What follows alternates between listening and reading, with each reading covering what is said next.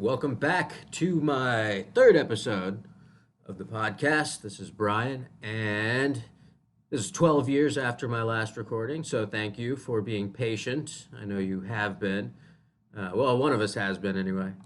And just before we get started, I'd like to remind you there is a table of contents below in the description box. Eventually, I will learn how to get that to show up on your slider at the bottom, but for now, I'm just going to tell you, scroll down there, show more. You can skip through this and get to the really good stuff. I think it's all good, but if you want to get to the topical stuff, it's right down below. Now, today I'm just going to do this quick and dirty. I do have a list of subjects that I want to get to, but I don't have my recording set up. So right now I'm just yelling at the front of my computer, which after some noise reduction seems to work fine, but that's kind of what I'm working on today. And the program just crashed. You won't notice, but I'm going to say it anyway. I was actually listening back to my old podcast, which I originally released on SoundCloud forever ago, and I was going through some old hard drives, and I said, oh, I'm going to put these up on YouTube. No reason not to. So I was listening back to those, and it actually flows pretty well. I didn't do that all in one take. That's spliced together just like this one's going to be.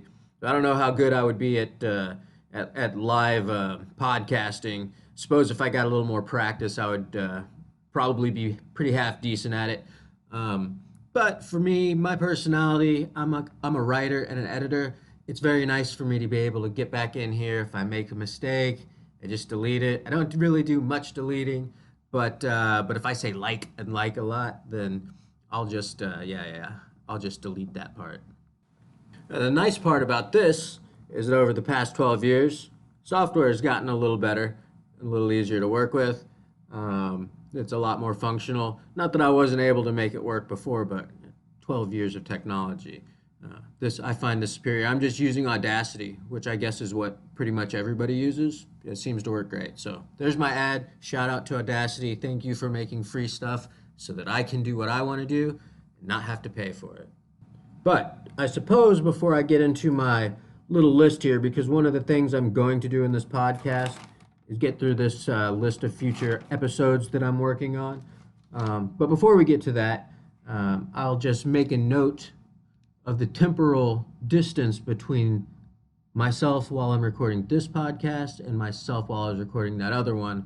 Obviously, I'm 12 years apart down a four-dimensional vector away from that guy. Apparently, we're still connected though, because I think I still sound the same, and I still feel like I'm some sort of continuous being. So that's probably the case. Not that I know that for sure, but just to make life simple, we'll just pretend that that's true. I mean, for all I know, I may have just appeared here at this moment, and all that other stuff was just kind of placed in my background. No real way to know. So I just take it as reality. You know how I am. If you listen to my other ones, you do enough lucid dreaming, it starts to become a little bit sketchy when you're trying to say whether or not like this is reality or you're awake. I mean, every time I lucid dream, it pretty much starts off with me thinking for sure that this is absolutely certainly reality, and then I'll say, oh yeah, I'll say to my friend while we're talking, I say, maybe what if this is a dream? And then kind of think about it for a second and pay attention. Every once in a while, you're like, oh shit, this actually is a dream. And then you lucid dream. It's one of those lucid dream checks. So yeah, every once in a while, I'm pretty sure that it's reality, but turns out that it's a dream. So it's really difficult for me to say at any moment where the line is drawn there. You just kind of go with it. There probably really is no difference, which is fine.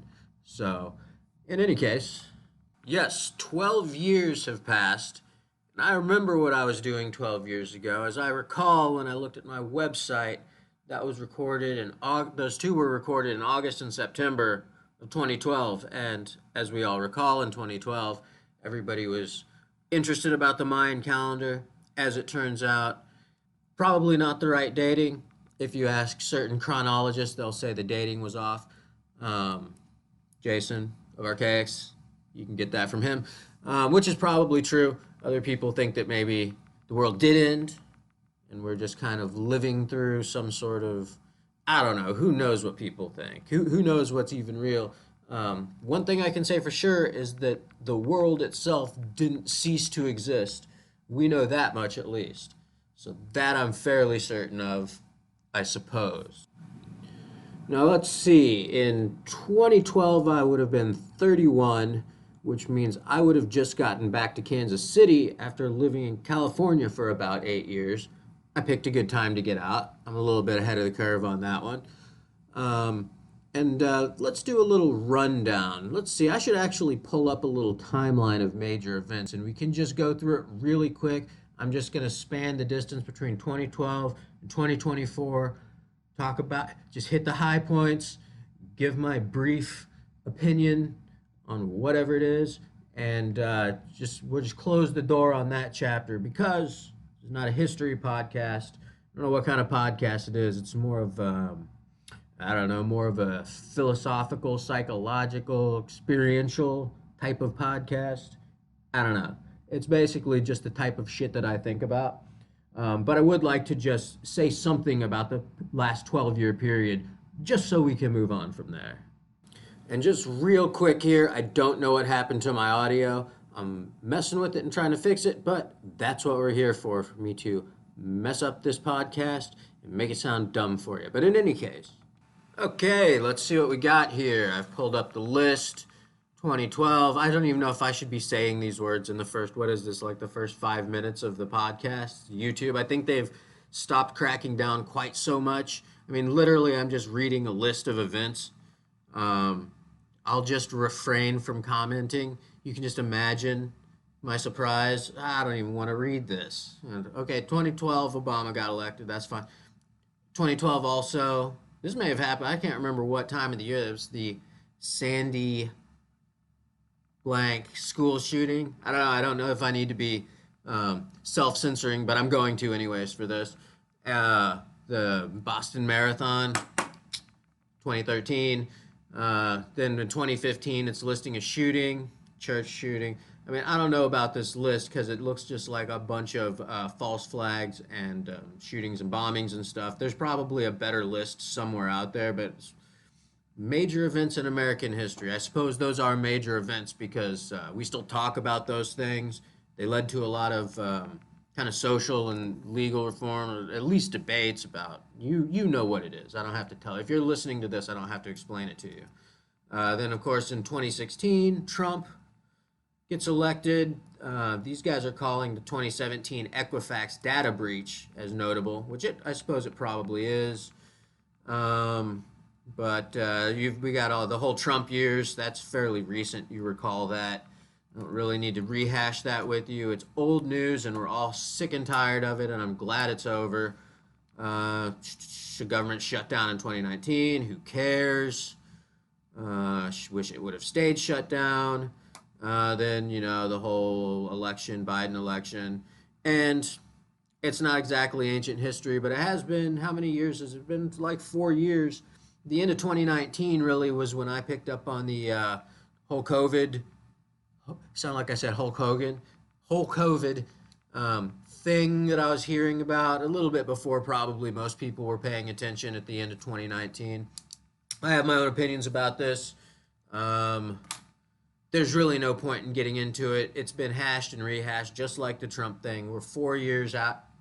Look, I've got my opinions on the way people acted during that. Obviously, as an anarchist, not the hugest fan of how everybody thought that they should be put in concentration camps and all of this stuff that people were saying over something that honestly, let's be real here. All right, the average age of people who died from it was literally older than the average age that people live, which I think in this country was, in the United States, was 81, and the average COVID death age was 82.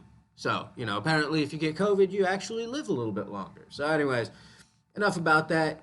You don't need to hear about it. You've heard what I said. Just extrapolate from there what I think about the rest of it. Doesn't need to be said anymore. Moving on.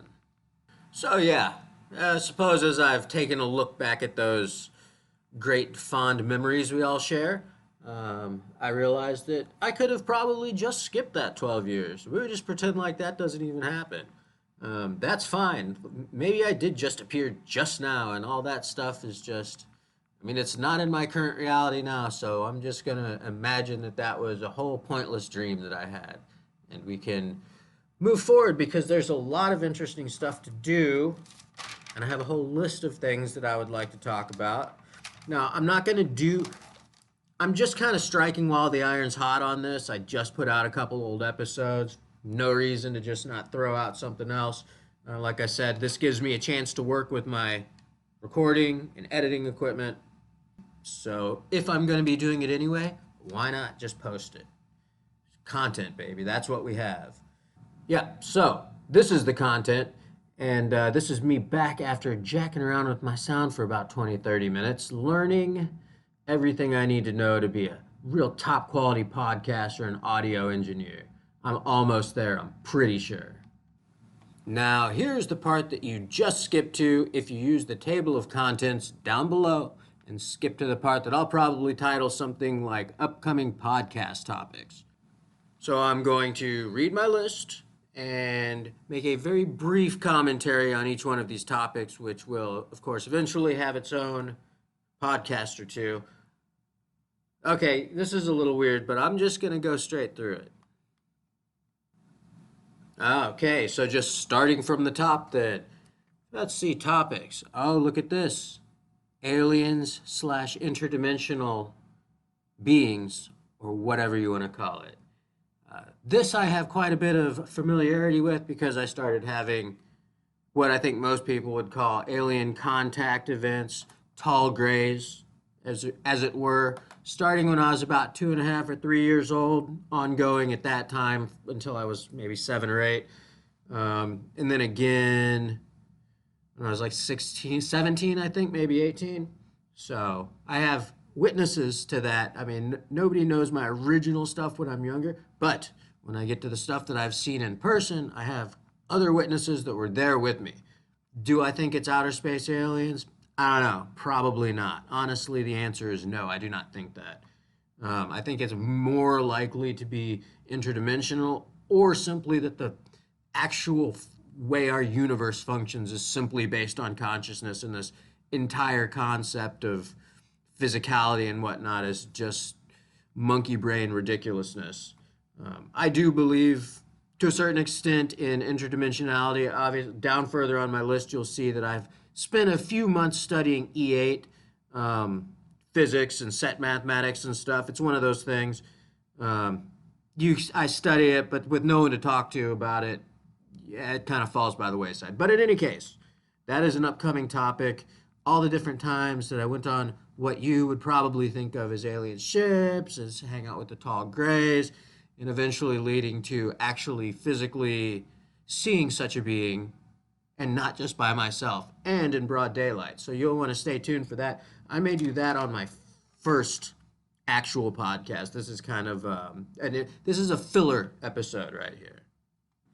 And next up on the list, we have Mandela Effect. Yes, Mandela Effect. If you want to listen all about the Mandela Effect right now, you can just go over to Brian Staveley's channel, which is Dose of Reality. It's on YouTube. He's the guy. I've been on this tip for I don't even know how long now. 15, 20 years. I have to think back, and I will get into it when I do that episode myself. But if you want to stay up on that, there's your guy to go to. Mandela Effects, obviously, I don't just believe in it. I remember it. I know none of it is really all. I mean, it's a mysterious, but the way I think about things, maybe not as mysterious. As I just recently said, I don't really believe what people call the physical world is actually real or solid. In fact, our science proves to us that it's not. How much space is there between each nucleus of an atom in the electron field? You get the gist. We were all taught this in grade school, or at least I was. I don't know if you remember when they told you in grade school and through high school and college that the way that they describe your physical reality is basically that it has no physical structure at all. So obviously, it's not that hard for me to imagine that such a non-physical structure could change. I'll probably get more into that when I get a little deeper into this topic. I have a lot of opinions. It's fun to go through all the various Mandela effects that you've noticed, which ones you specifically remember, what your anchor memories are of them, any physical residue, et cetera, et cetera. If you know anything about it, you've heard about this. If not, just go check out Dose of Reality. Brian Stavely's got you covered. I don't need to make that my focus. There's already people doing it. I'm more of a generalist. I know a lot about each one of these specific topics, but I don't really have the patience to dig into great detail on any of them unless somebody specifically asks or specifically wants me to. So if I somehow get interested enough to, once I grasp the spirit of the situation, I kind of let the details fall by the wayside until I definitely need them. So, Mandela Effect. I don't know that I'm going to do these in order, but all of these will happen. Next on the list is soliloquy and expression, or soliloquy as a form of expression. And as you know, I'm sure, soliloquy, and I'm just going to read this to you, a kind of monologue or extended speech by one character. In soliloquy, though, the speech is not given to another character. There's no one around to hear it. Instead of another character, the soliloquy is delivered to a surrogate, to the audience, or to no one in particular. So as you can tell, this is my form of soliloquy. I don't know if anybody's going to hear this. It's not exactly the point. As an actor, I was an actor from about the age 7. I did that up until I was in college, and then I just worked on the stage in college. I wasn't doing any acting. But the amount of time that I have spent talking to a wall is outrageous. I mean, I've got my 10,000 hours, for sure. I did it for, over a decade. So you get so used to it as an actor that sometimes when someone like myself is just trying to organize my thoughts, I prefer to speak as it says, either just aloud to myself or sometimes I just speak to an inanimate object. It's not really the point of who's listening, it's the point of how I'm expressing. In any case, I have many thoughts about this, and I'm not going to get into them here because I'm going to do a whole podcast on that. I'll just move to the next topic. That next topic being subjective idealism, philosophy.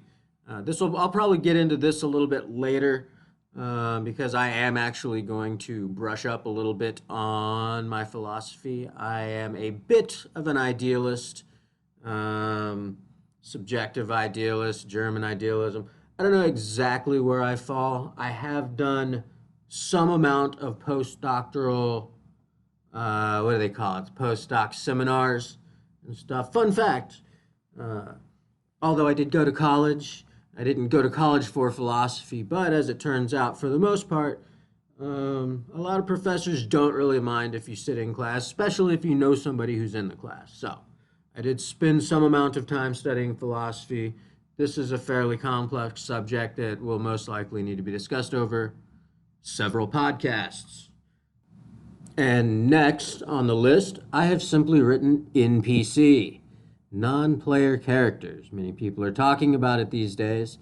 It's become kind of a normie meme at this point, but there is a lot to think about it. Again, actually, technically, this falls right into the philosophy category. There's philosophical zombies, etc.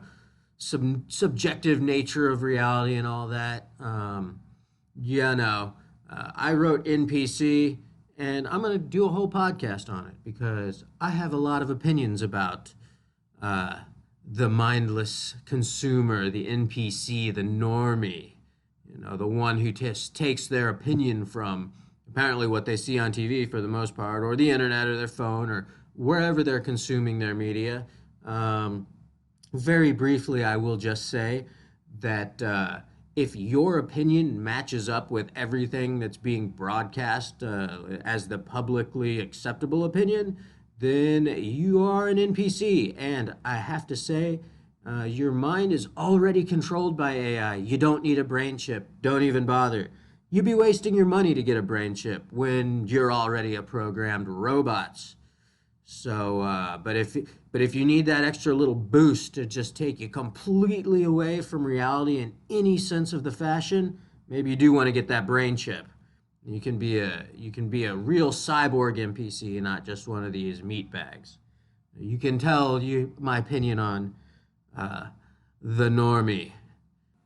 And I'm just going to switch up the order of my little list here because slightly down the list I have simply written boomers. Boomers, another one of these things that everybody likes to talk about, myself included. I have a lot of opinions about that too.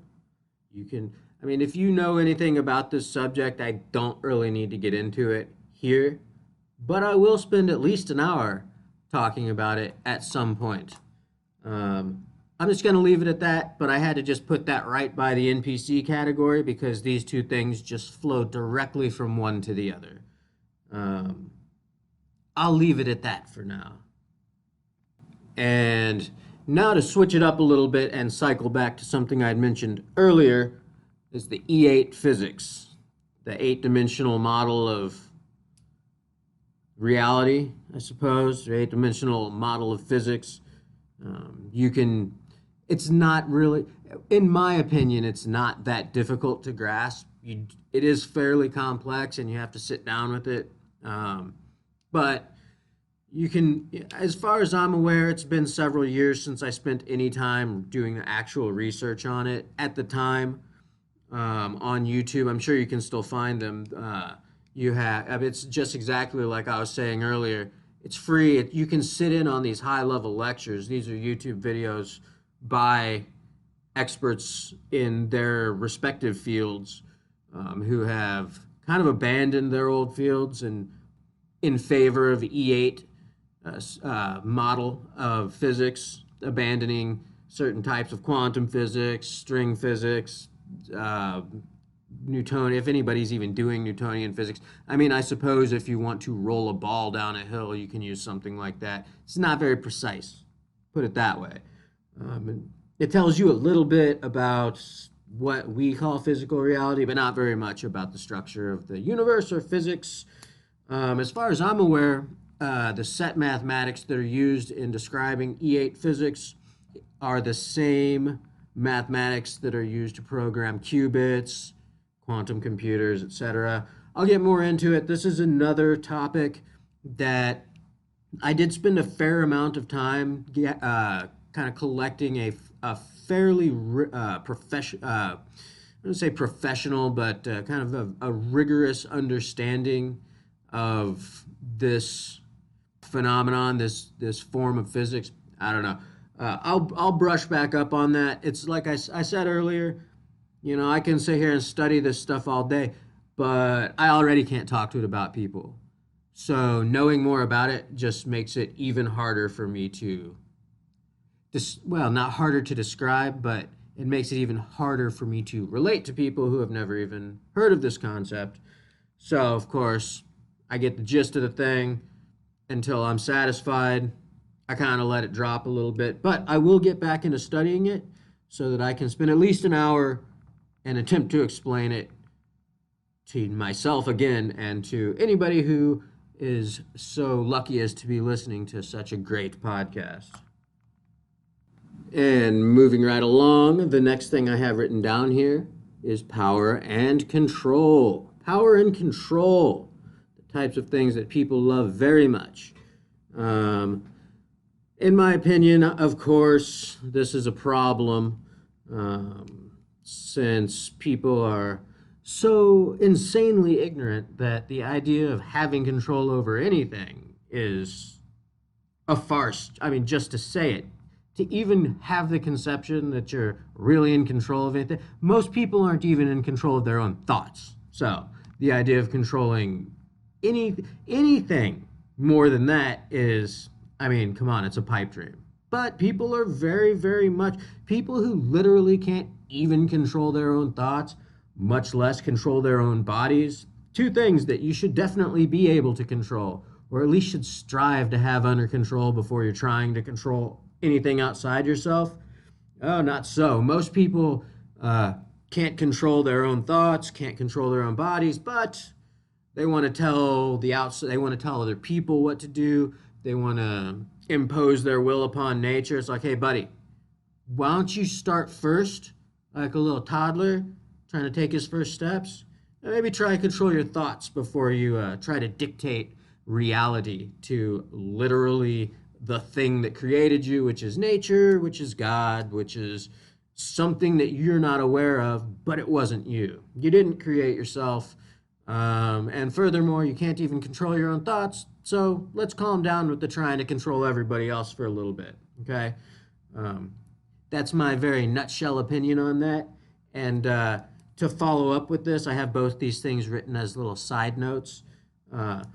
As far as I'm aware, a human's idea of what power is to be able to destroy something. If you boil it directly down to what pretty much every person on this planet believes, is that the idea of having power is, can I destroy it? Can I destroy it? That is the beginning and end of most people's conception of power, which you may imagine I find to be ignorant and truly weak, actually, because any idiot can set something on fire. It takes a far greater amount of power to be able to imagine, engineer, and create something. I believe that creativity is power, but I'm at odds with the huge, vast bulk of humanity, which clearly 100% believes that power equals destruction, more or less. You say, I have power over you. Well, why do you have power over me? Because otherwise I'll shoot you. You know what I mean? And it's a very tenuous form of power. It can't possibly work, but go ahead and try that try to explain that to people. Doesn't work. But even though I know that it's not going to work, I'm going to spend at least an hour doing exactly that. Describing to people how their conception of control and their conception of power is completely ludicrous and is going to kill us all. Huge segments of the planet are already harmed. Now, of course, the planet will heal over its own course of time. That's not really the big problem, although it's a problem for us in the moment, because nature will heal across nature's span of time, not across your lifetime or my lifetime, and possibly not within the lifetime of humanity itself. But it's not really a problem for the planet. Definitely a problem for all the people, animals, and stuff on the planet, the various species that are subjected to this. But what can you do? I'll tell you what I'm going to do. I'm going to make a fucking podcast about it and tell people to stop destroying the world and killing each other. I expect that should go fairly well. I imagine most people, once they've heard me describe it, will decide to go for world peace and stuff. It seems inevitable. And finally, at the end of this small list here, I have written domes and permaculture. Shorthand way to remind myself of the project that I've been working on since I was 17 years old, which is the designing and implementation of permaculture and perma buildings, I suppose. In any case, not buildings that fall over right away. And permaculture and as much as possible, total self-sufficiency, along with various forms of social structuring and pseudo-governmental agencies. So I've been working on it for a long time. It's something it's going to take me a little bit to get into, but I think it's important. And it is what I went to college for. I said I went to college. I did not say I graduated college. I did do 5 years of college overall, but as the spread of classes that I had essentially had me triple majored. So instead of having 3 majors, I have 0 majors, but I have a lot of knowledge. And then also, of course, after I got out of college, I just pursue this on my own. when I say domes, it doesn't necessarily have to be a geodesic dome. It doesn't necessarily have to be a monolithic dome. It doesn't exactly have to be a dome at all, but the idea is that the classic wood frame houses, the ones that you see scattered all over the landscape from all these big tornadoes that have been coming through recently, yeah, those don't have to be like that. You can actually make houses that, and structures in general, that actually don't just blow over like matchsticks when the first stiff breeze comes along. The kind of structures that an F5 tornado can just set down on top of for an hour and won't be damaged. To me, in my personal way of thinking, if I was designing a house and I was going to live in it, I would choose to design a house that didn't blow over like matchsticks. But again, I have a different way of thinking than most of humanity, I suppose, in general, because I mean, I just saw all sorts of pictures of these tornadoes coming through, just ripping up whole towns, killing people, just leveling them. Just the entire town is just planks of tinder. And I promise you, I have no doubt that those people will, on that exact same piece of ground, build the exact same structure once again. And it will get blown down once again. I don't know who's got it designed this way. Clearly, the building companies are okay with it. But in my opinion, you could actually design buildings in a different way. And I think that's important. So that's what I went to college for, architectural design at MU in Columbia, along with taking every single English class that they offered at the college to pad my grades so that I could also take things like philosophy classes, which I was not competent in, at least not going into it. I was pretty decent by the time I got out of it. And then, of course, and then also I did anthropology. Cultural anthropology was my focus. Of course, you do a little bit of linguistics. You do a little bit of archaeology, these sorts of things. Yeah, it's why I'm so interested in ancient archaeology type of stuff, which is another thing that I will get into. But if you are interested in ancient technology, or not ancient technology, ancient architecture and I guess technology, I guess I just said that as a Freudian slip. It's kind of architectural technology that they had in what people like to call the Tartarian Empire, although I don't know exactly what that means. But it does seem that there was an advanced civilization using a different type of technology. I believe probably magnetic technology, but I don't know for sure. I'll look into it more.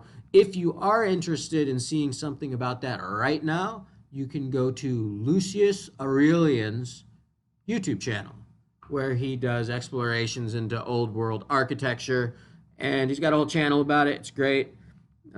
Excellent presentation. I believe he was a professor, and so he's trained for stuff like that, and it's very fun to listen to, and he does a really nice job with his visual presentation, which is something I'm going to have to work on, but I'm not going to work on it today.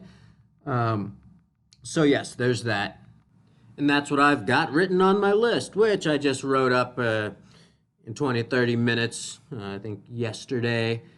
So there's a lot more that I have to get into. There are certain subjects that I have in my mind that I have not written on this list yet, because I don't really know how to even summarize it enough for myself. So I have a little bit more complex thoughts on certain things, but I got to parse that stuff out. I don't know. I have written down here nature of reality. Obviously, that's a fairly broad subject. It's not like I'm just like gonna sit down in an hour and even get through. I mean, if in an hour, if I was very brief, I might be able to get through a large portion of the most common conceptions, and that's about it. It's something I think about a lot. And other things I don't have written down here. If you listen to my other podcast, the one right before this, you will hear about my near-death experience, one of my near-death experiences. So this is something, again, that I have a lot of familiarity with, seeing as we'll just go ahead and say that I have died a few times. I've been resuscitated a couple of times. I'm not really exactly sure how, But here I am. So either this is purgatory and I actually did die, or I didn't die. Either way, it's a very it's questionable to me what exactly the difference is. Like I said, over this entire course of my existence, I've experienced quite a few strange things. I do seek them out on purpose. Obviously, my life started off fairly strange right at the beginning with the whole alien thing, if you want to call it that. So after that, and after I had already, even at that point, I had already been resuscitated once. I think the first time that I drowned, I was like a year and a half old, which happened again when I was like 3.5. It just keeps happening, but hard to keep me underwater apparently, because I just keep coming back. So I do want to do a whole breakdown about that, my conceptions about life and death and stuff. I consider it to be one of the things that I'm most expert in, because very few people have had the same type of experience that I have, getting in and out of the body, sometimes in dream state, many times in what I guess you would call a waking state, whatever. Sometimes it just be like that, who knows? But that is something that I would like to talk about.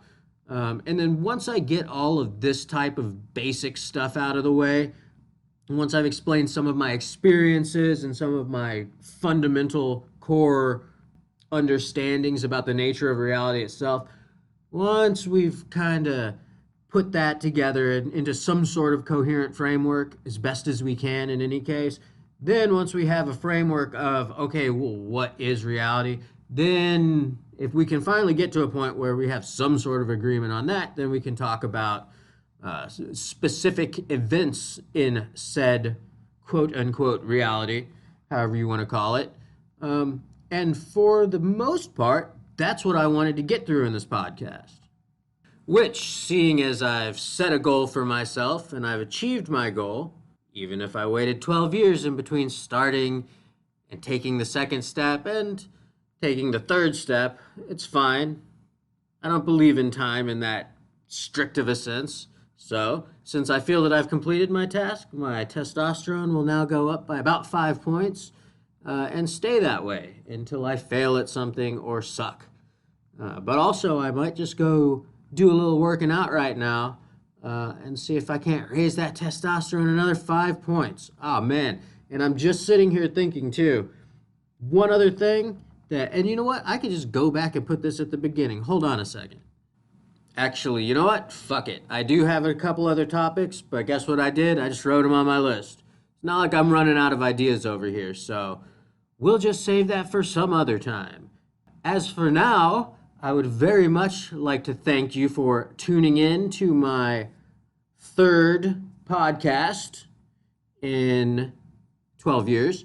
And expect to hear more of this because, when I first started recording podcasts, it really wasn't that big of a thing. Looking back on it, I could have probably just kept doing it at that time. As you can see, I'm experienced as a public speaker. It's nothing new to me. It's a little strange that I start so many things and let them slide, but you can only do so much. I mean, what am I going to be, a podcaster, or am I going to be an architect, or am I going to be a philosopher, or am I going to be a literary person of some sort, an editor or whatever? I've done all that stuff. Actually, my very first job was as an editor.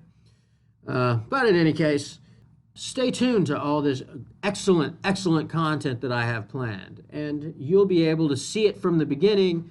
And here in a year or two, when other people are looking back at this point and being like, "Oh, that's like the first podcast he did in 2024," and you're going to be like, "Yeah, no shit, I remember because I was there. I was in that thread." That's what you're going to tell them. You're going to be like, "I know that guy. What are you talking about? I know that guy." So, very smart of you for listening to this point. And I really, really do appreciate it. And stay tuned for more. Thank you very much. Have a great day.